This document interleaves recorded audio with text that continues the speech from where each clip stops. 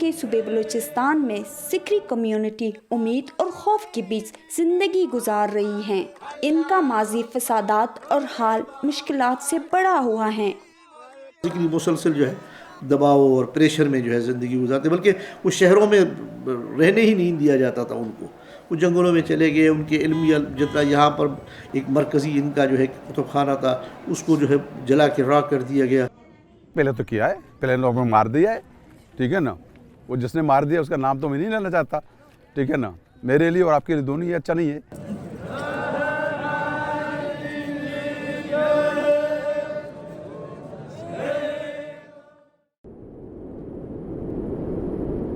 بلند و بالا پہاڑوں، وسیع میدانوں، خوبصورت ساحل سمندر اور ریگستانوں کی سرزمین بلوچستان، جہاں پر بسنے والے لوگوں میں پائی جانے والی ڈائیورسٹی، ثقافت اور روایات کے مختلف رنگ یہاں کی خوبصورتی کو چار چاند لگاتے نظر آتے ہیں۔ یہاں پر موجود مختلف عقائد کے رنگوں کے بیچ ایک رنگ ذکری کمیونٹی کا بھی ہے۔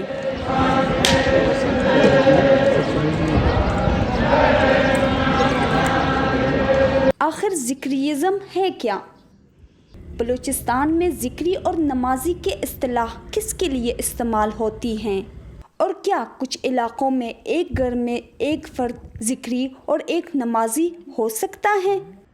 ان سوالات کے جوابات تلاش کرنے کے لیے میں نے بلوچستان کے علاقے گڈانی کا رخ کیا۔ کوئٹہ سے تقریباً 660 کلومیٹر کا فاصلہ طے کر کے میں گڈانی پہنچی، جہاں پر میری ملاقات عامر خان سے ہوئی۔ عامر کا تعلق گڈانی کی ذکری کمیونٹی سے ہے، جو بلوچ روایات اور ثقافت کے امین ہیں۔ گڈانی میں 80% ذکری کمیونٹی ہے موسٹلی، جو گڈانی انٹرسٹی میں جو آتے ہیں اور جہاں پہ ڈفرینٹ ایریا ہیں۔ ذکری الہی ہے، سیم یو ہے جو کرتے ہیں، عبادت ہی ہے۔ اس میں ہم اپنے اللہ تعالیٰ کی حمد و ثنا میں مصروف ہوتے ہیں، جو اللہ تعالیٰ کی عبادت اور قرآن پاک کی تلاوت کرتے ہیں۔ سیم ریلیکس دین ہے، ہم اس میں خوش ہیں۔ یہاں پر ذکریوں کی متعدد عبادت گاہیں موجود ہیں، جس کو ذکر خانہ کہا جاتا ہے۔ عامر نے ہمیں شہر میں موجود مختلف ذکر خانے دکھائے، جو ساحل سمندر کے پس منظر میں ایک دلفریب نظارہ پیش کرتے دکھائی دے رہے ہیں۔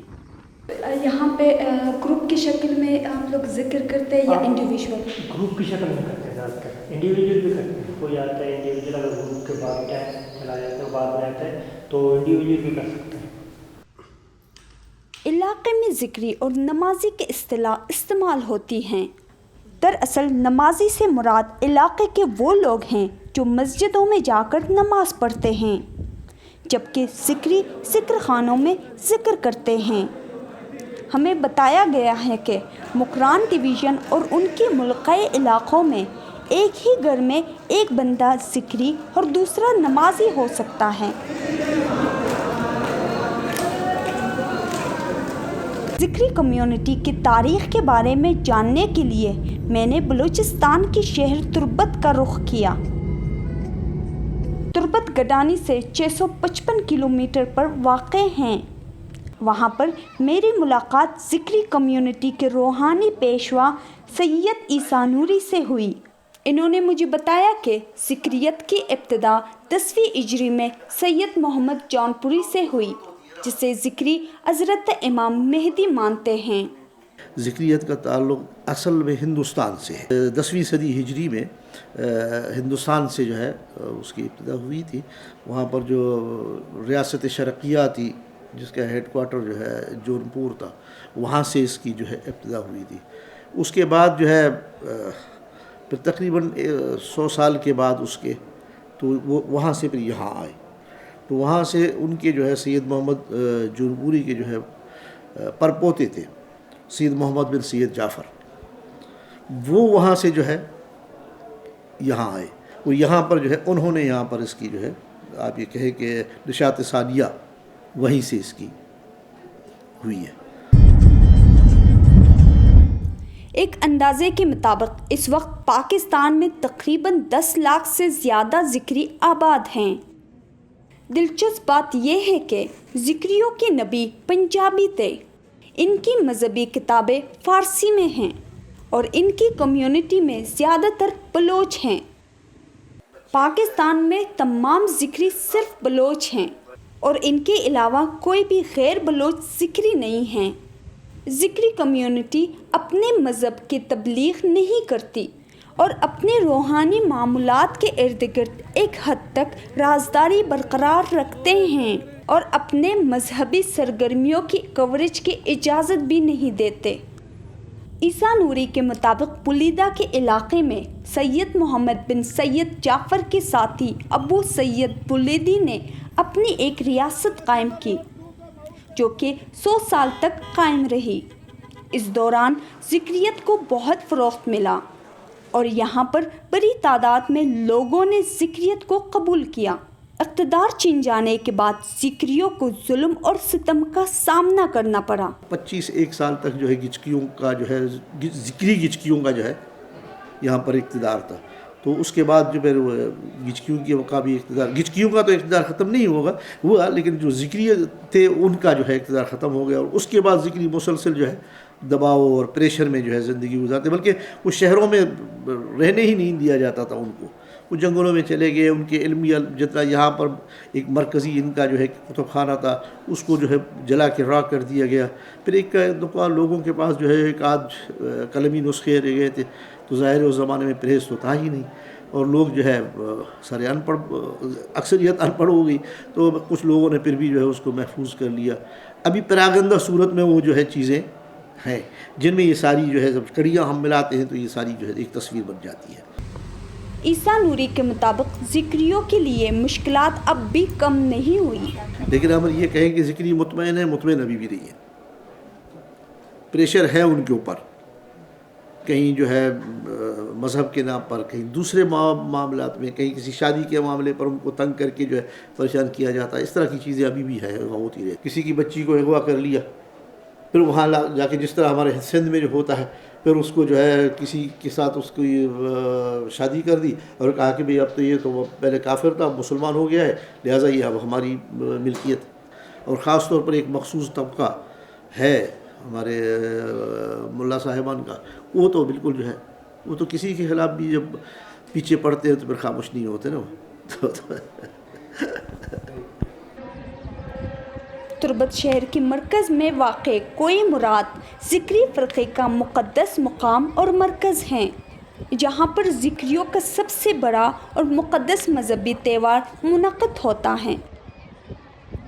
رمضان مبارک کے آخری عشرے میں یہاں پر ملک بھر سے لوگ عبادت کے لیے آتے ہیں۔ اس کی سب سے بڑی اہمیت ہے کہ یہ ایک مذہبی گیدرنگ ہے۔ ابھی وہ کہ وہ روایت باقی نہیں رہی ہے، لیکن شروع میں جب یہاں پر جو ہے ان کی حکومت تھی تو یہ اس طرح کی جو ایک آپ یہ سمجھ لیں کہ سالانہ ایک کانفرنس ہوا کرتی تھی، اور مختلف علاقوں سے لوگ آتے تھے، اور ایک طرح کا جو ہے رابطہ کا ایک ذریعہ بھی ہوتا تھا۔ وہ اس کے علاوہ جو ہے چونکہ ان کا عقیدہ ہے کہ مہدی علیہ السلام یہاں تشریف لائے اور یہاں کافی عرصہ تک رہے، تو اس یاد کو بھی تازہ کر لیتے تھے، اور ساتھ میں سیاسی جو ہے اس میں گیدرنگ اور مشاورت بھی ہوتی تھی۔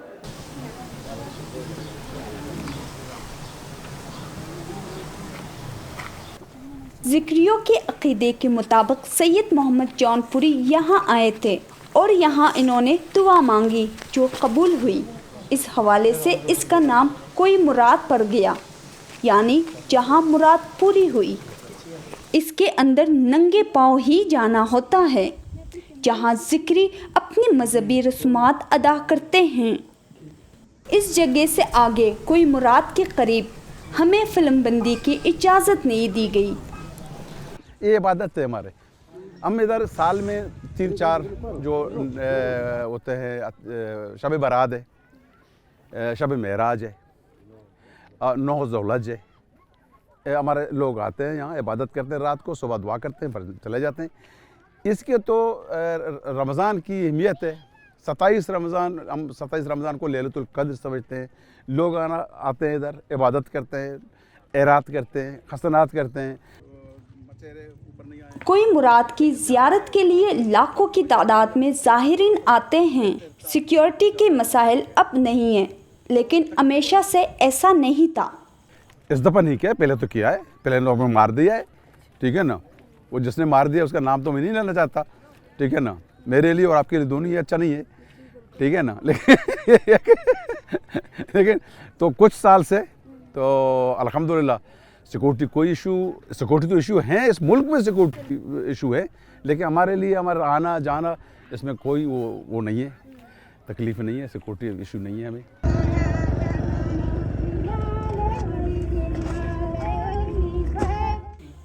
लोग कई दिन नंगे पांव पैदल सफ़र करते हैं, क्योंकि इन लोगों का अक़ीदा है कि अगर कोई मुसीबत ज़दा है और पैदल चलकर जाएगा तो कोई मुराद तक का सफ़र इनकी मुश्किलात दूर करेगा। यहाँ पर मेरी दोबारा मुलाकात आमिर ख़ान से हुई, जो अपने पूरे ख़ानदान के साथ इस त्यौहार में शिरकत के लिए आए हुए हैं और वो यहाँ पर तकरीबन 1 हफ़्ता इबादत में गुजारेंगे।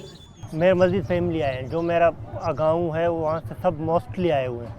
ऐसे 2-3 घर हैं जो नहीं आए हैं, मोस्टली ज़्यादातर मेरा गांव ही क्लोज़ है। थोड़े सफ़र में डिफ़िकल्ट है, दूर दूर से आते हैं। हमारे कुछ ऐसे भी लोग हैं जहाँ से आते हैं वहाँ तक गाड़ियों का रास्ता तक नहीं है, ऊँटों पे सफ़र करके आ जाते हैं, कुछ बाइक पे, कुछ पैदल आ जाते हैं। चंद हमारे ऐसे भी हैं मौज़िन जो कराची से 900 किलोमीटर पैदल सफ़र करके बगैर जूतों के यहाँ पे पहुँच जाते हैं। 27 शब क़दर की रात है, 27 रमज़ान अहम है, जिसमें हम सारी रात जाग के अल्लाह की इबादत करते रहते हैं, हम तो सना में मसरूफ़ होते हैं। फौजिया बलोच कई दिन पैदल चलकर तुर्बत पहुंची हैं। इनके साथ 2 दर्जन के करीब दीगर मर्द और ख़वातीन भी शामिल सफ़र हैं। कैसा लगता है आपको जब आप आते हो इस फेस्टिवल में या इस त्यौहार में? Sakka baz washibi ki wadit wo matlab idakae wati qawma ginde durusti wati ilaqai mardom biwayan ki Baluchistan चार कुंडानी मतलब मर्दों का है इधर एक जगह बंदरोस्त पूरे बलूचिस्तान इधर एक जगह भी बलूचियाँ द्रो बलूची गप्पे बलूची मतलब रस्म रवाज दुरुस्त बलूचियाँ। ज़िक्री कम्युनिटी की सबसे अहम इबादत चौगान कहलाती है, जिसमें लोग दायरे की सूरत में खड़े होते हैं। दायरे के अंदर मौजूद शख्स या औरत वर्त करती हैं, जिसमें आयात और शेर दोनों शामिल हैं। जिसके बाद दायरे में मौजूद अफराद इन अशार को, जो कि फ़ारसी ज़ुबान में होते हैं, दोहराते हैं।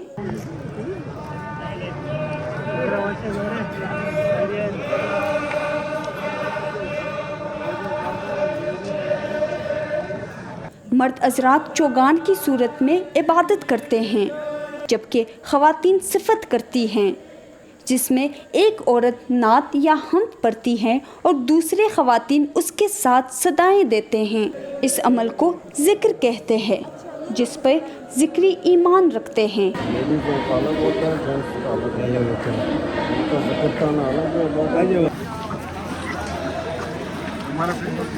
ज़िक्री कम्युनिटी को जानने का ये सफ़र यहाँ अख्तिताम पजीर होता है।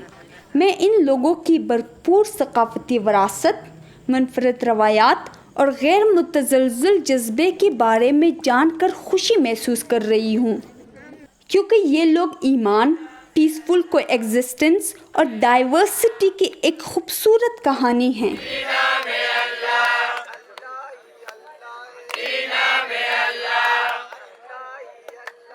Yeah.